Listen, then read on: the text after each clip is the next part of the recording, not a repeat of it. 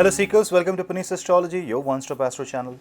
Moon will move in the sign of Aries in the evening of 6th of February and will continue moving in the sign of Aries till the early morning of 9th of February.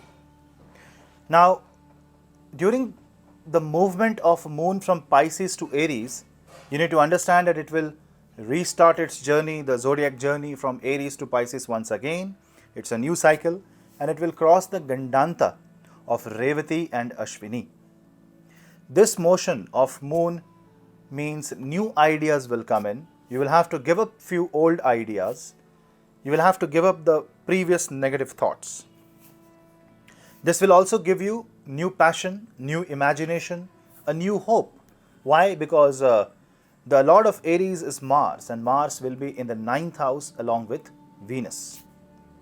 This is a good time to decide on your personal relations with your spouse, relations in business, and if you are in public relations, if you are HR, if you are dealing with matters of the public, you can actually redefine your identity. You can think more about your existence, your career, your presence, your personality, and how you can be a better person and how you can contribute more in that particular zone. Now, the only concern will be Rahu being second from the moon and Ketu being 8th from the moon.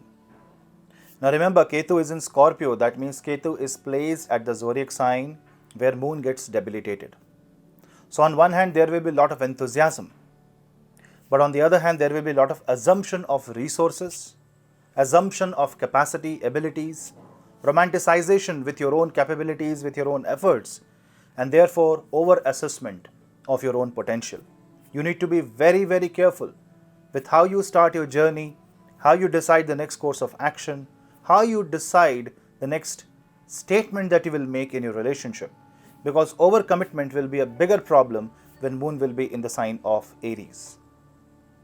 Ketu being in the 8th house will make your mind absolutely ignorant about the possible equation, the possible problems, and therefore you turning a blind eye towards problems of life just because you think that life is beautiful can actually put you into a lot of trouble, especially when moon will be in the sign of Gemini. So for the next 3-4 days, especially when moon will be with Rahu, you need to be very, very careful how you deal, because your materialistic instinct will also increase a lot. The Rajasic Tattva inside the body and the mind will also increase, and you need to counter it with Sattva in a way that the energy should restrict itself to the Rajasic one, but should not convert to the Tamasic. You need to be very careful because this moon transit in the sign of Aries in the next 2 to 3 days can make you think more about the sensual fantasies, can make you think about the extramarital affairs, especially if you have a Mars and Venus in your horoscope, if you have Rahu Venus, if you have Rahu Moon, if you have Mars Moon in your horoscope, or if you are Aries Ascendant or Aries Moon sign.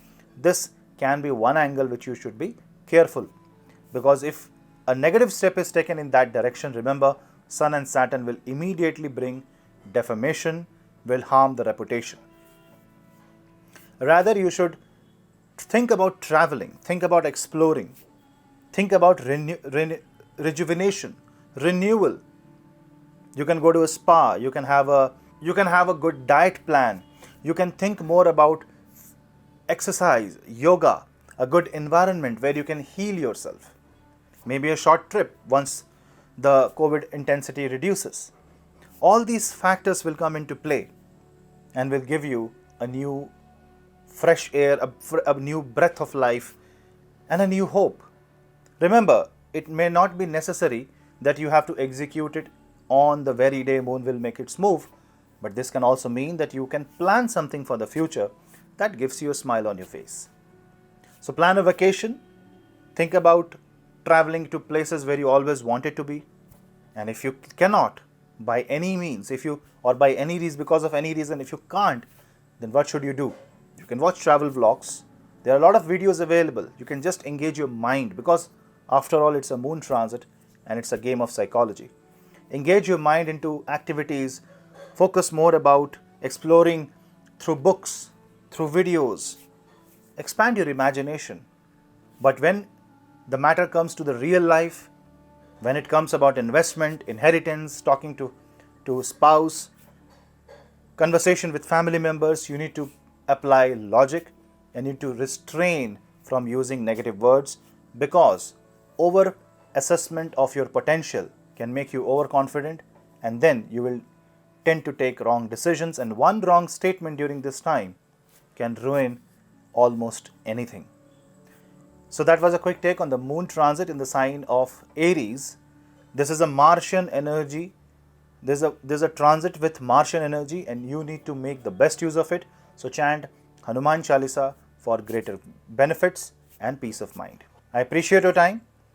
Please subscribe to my channel and follow me on Instagram and Telegram. And for consultations, drop me an email. We'll meet you in the next video. Till then, this is your host Puneet. Namaste.